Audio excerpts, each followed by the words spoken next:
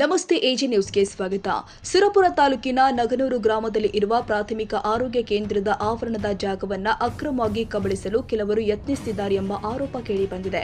ನಗನೂರು ಗ್ರಾಮದ survey number 13ರಲ್ಲಿ ಆರೋಗ್ಯ ಇಲಾಖೆ ಹೆಸರಲ್ಲಿ ದಾಖಲಾಗಿರುವ ಸುಮಾರು 4 ಎಕರೆ 7 ಗುಂಟೆ ಜಮೀನನ್ನು ಕಬಳಿಸುವ ಉದ್ದೇಶದಿಂದಾಗಿ ಆಸ್ಪತ್ರೆ ಆವರಣಕ್ಕೆ ತಂತಿ ಬೇಲಿ ಹಾಕಲಾಗಿದೆ ಎಂದು ಗ್ರಾಮಸ್ಥರು ಆರೋಪಿಸಿದ್ದಾರೆ. ಆಸ್ಪತ್ರೆ ಆವರಣದಲ್ಲಿ ಇದ್ದ ತಂತಿ ಬೇಲಿಯನ್ನ ಕಿತ್ತು ಹಾಕಲು ಕೆಲ ಮಹಿಳೆಯರು ಮುಂದಾದ ಘಟನೆ ಜರುಗಿದ್ದು, ಇದರಿಂದ ಸ್ಥಳದಲ್ಲಿ ಕೆಲ ಕಾಲ ಗೊಂದಲದ ವಾತಾವರಣ ನಿರ್ಮಾಣವಾಗಿತ್ತು. ಆಸ್ಪತ್ರೆಯ ಜಾಗವನ್ನು ಉಳಿಸಿಕೊಳ್ಳಲು ಗ್ರಾಮಸ್ಥರು ಅಧಿಕಾರಿಗಳ ಗಮನಕ್ಕೆ ತಂದರೂ ಕೂಡ ಅಕ್ರಮ ಕಬಳಿಕೆ ಪ್ರಯತ್ನಕ್ಕೆ ಕಡಿವಾಣ ಹಾಕುವಲ್ಲಿ ಜಿಲ್ಲಾಡಳಿತ ನಿರ್ಲಕ್ಷ್ಯ ವಹಿಸ್ತಾ ಇದೆ ಅಂತ ದೂರಿದ್ದಾರೆ. ಆಸ್ಪತ್ರೆಗೆ ಆಂಬ್ಯುಲೆನ್ಸ್ಗಳು ಸಂಚರಿಸಲು ಹಾಗೂ ರೋಗಿಗಳು ಆಸ್ಪತ್ರೆಗೆ ಬಂದು ಹೋಗಲು ತೊಂದರೆಯಾಗ್ತಾ ಇದೆ. ಸಾರ್ವಜನಿಕ ಆರೋಗ್ಯ ಸೇವೆಗೆ ಮೀಸಲಾದ ಜಾಗವನ್ನ ಯಾವುದೇ ಕಾರಣಕ್ಕೂ ಖಾಸಗಿ ವ್ಯಕ್ತಿಗಳ ಪಾಲಾಗಲು ಬಿಡಬಾರದು ಅಂತ ಗ್ರಾಮಸ್ಥರು ಒತ್ತಾಯಿಸಿದ್ದಾರೆ.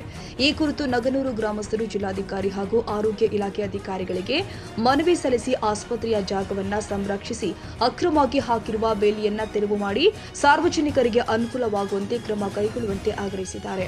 ಅಕ್ರಮ ಭೂ ಕಬಳಿಕೆ ಪ್ರಯತ್ನದಲ್ಲಿ ಕೆಲ ಇಲಾಖೆ ಅಧಿಕಾರಿಗಳು ಕೂಡ ಶಾಮೀಲಾಗಿದ್ದಾರೆ ಎಂಬ ಗಂಭೀರ ಆರೋಪವನ್ನು ಗ್ರಾಮಸ್ಥರು ಮಾಡಿದ್ದು, ಈ ಬಗ್ಗೆ ಸಮಗ್ರ ತನಿಖೆ ಮಾಡಿ ತಪ್ಪಿತಸ್ಥರ ವಿರುದ್ಧ ಕಾನೂನು ಕ್ರಮ ಕೈಗೊಳ್ಳಬೇಕು ಅಂತ ಒತ್ತಾಯಿಸಿದ್ದಾರೆ.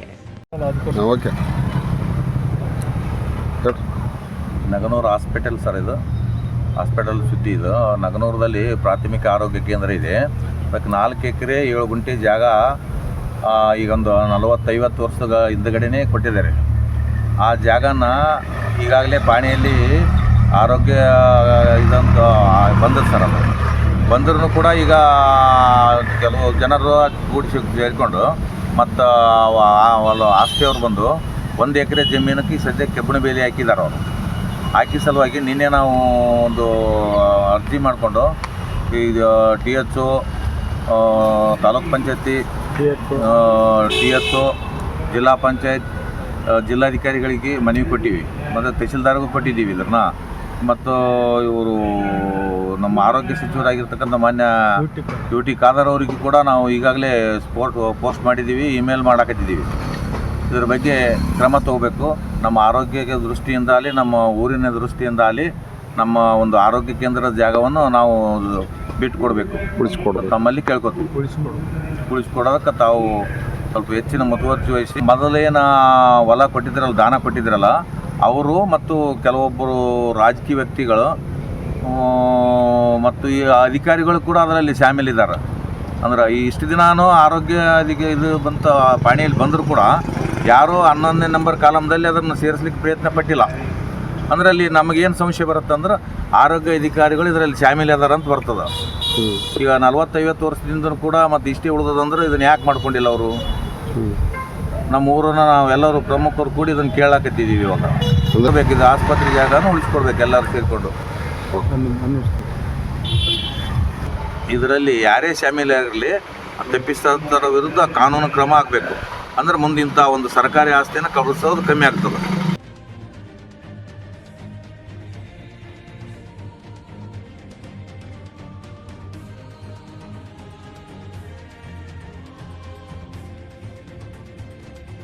ಕನ್ನಡಿಗರ ಮೆಚ್ಚಿನ ನಿಮ್ಮ ಎಜೆ 24/7 ನ್ಯೂಸ್ ಕನ್ನಡ ವಾಹಿನಿ ಇದೀಗ ಟಿವಿಯಲ್ಲಿ ಲಭ್ಯ.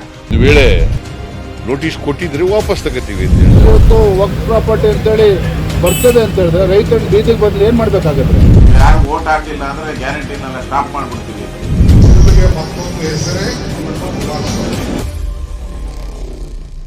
ಕರ್ನಾಟಕ ಮತ್ತು ದೇಶ ವಿದೇಶ 360 ಡಿಗ್ರಿ ಸುದ್ದಿ ಹಾಗೂ ಉತ್ತರ ಕರ್ನಾಟಕ, ಬೆಳಗಾವಿ, ಬಾಗಲಕೋಟೆ, ಧಾರವಾಡ, ಹಾವೇರಿ, ಗದಗ, ಬಿಜಾಪುರ ಜಿಲ್ಲೆಯ ಕ್ಷಣ ಕ್ಷಣದ ವಿವರವನ್ನ ಪಡೆಯುವುದಕ್ಕೆ ಎಜೆ 24/7 ನ್ಯೂಸ್ ಕನ್ನಡ ವಾಹಿನಿಯನ್ನ ಲೈಕ್ ಮಾಡಿ, ವಿಡಿಯೋಗಳನ್ನು ಶೇರ್ ಮಾಡಿ, ಕಮೆಂಟ್ ಮಾಡುವ ಮೂಲಕ ನಮ್ಮ ವಾಹಿನಿಗೆ ಸಹಕಾರ ನೀಡಿ ಮತ್ತು ಚಾನೆಲ್ ಅನ್ನ ಸಬ್ಸ್ಕ್ರೈಬ್ ಮಾಡಿ.